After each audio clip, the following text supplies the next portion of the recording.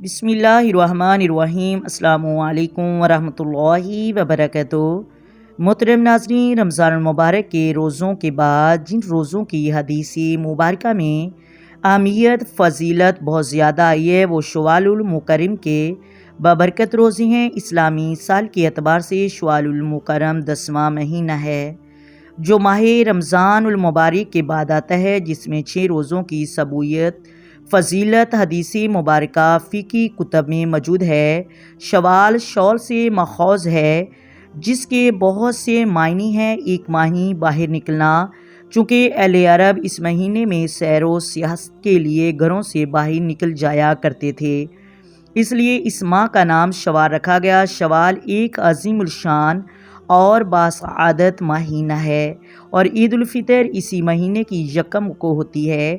حضرت عائشہ صدیقہ رضی اللہ تعالی عنہا کی نکاح اور رخصتی اسی مہینے میں ہوئی تھی۔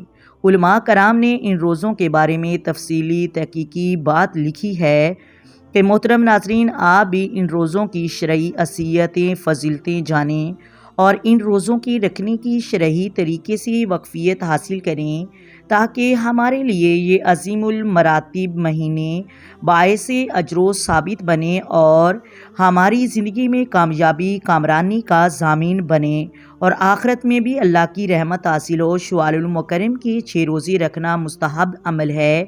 یہ روزے یکم شوال یعنی عید کے دن کو چھوڑ کر شوال کی دوسری تاریخ سے لے کر مہینے کے آخر تک الگ الگ کر کے اور اکٹھے دونوں طرح سے رکھے جا سکتے ہیں، لہٰذا ان روزوں کا ہمیں اہتمام کرنا چاہیے۔ البتہ کوئی روزہ نہ رکھے تو اسے تان تشنیع کا نشانہ نہیں بنانا چاہیے، کیونکہ یہ مستحب روزے ہیں جس کے رکھنے پر ثواب ہے اور نہ رکھنے پر کوئی مواخذہ نہیں ہے۔ البتہ ان روزوں کا مندرجہ ذیل ثواب جو حدیث میں بتایا گیا ہے اور وہ اس کو حاصل نہیں ہوگا۔ بعض لوگ غلط بیانی سے کام لیتے ہوئے حوالے جات میں عبارات کو آگے پیچھے لکھ کر ان روزوں کے مکروہ ہونے کی کوشش اور دعوے کرتے ہیں۔ ان روزوں کی فضیلت کے بارے میں آپ صلی اللہ علیہ وآلہ وسلم کا ارشاد گرامی ہے، جس کا ترجمہ یہ ہے کہ رسول اللہ صلی اللہ علیہ وآلہ وسلم نے ارشاد فرمایا کہ جس نے رمضان المبارک کے روزے رکھے پھر اس کے بعد شوال کے 6 روزے رکھے، گویا پورا سال مسلسل روزے رکھنے کی طرح ہے۔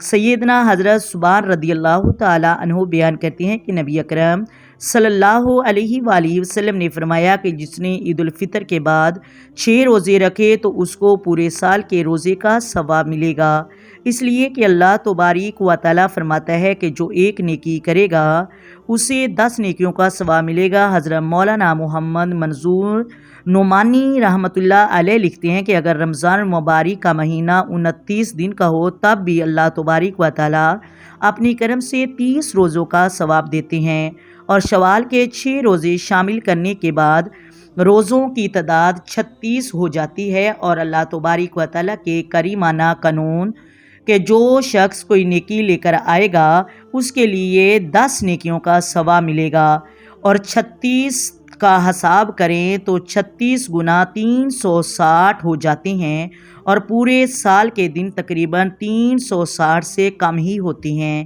تو جس شخص نے پورے رمضان مبارک کے روزے رکھنے کے بعد شوال میں 6 نفلی روزے رکھے وہ اس حساب سے 360 روزوں کے ثواب کا مستحق ہوگا۔ پس اجر و ثواب کے لحاظ سے یہ ایسے ہو جیسے کوئی بندہ سال کے 360 دن برابر روزے رکھے۔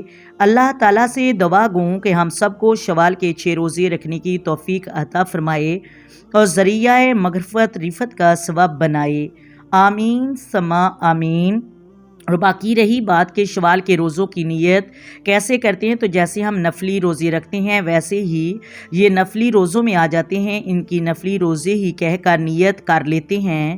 محترم ناظرین، یا اللہ کہ میں شوال کا روزہ رکھ رہی ہوں یا رکھ رہا ہوں، میں شوال کے روزے کی نیت کرتی ہوں یا کرتا ہوں، اس کی تراویح وغیرہ بھی نہیں ہوتی ہے، امید کرتی ہوں آپ کو ویڈیو کی سمجھ آ گئی ہوگی۔ اگر ویڈیو اچھی لگے ویڈیو کو لائک کریں، سبسکرائب کریں۔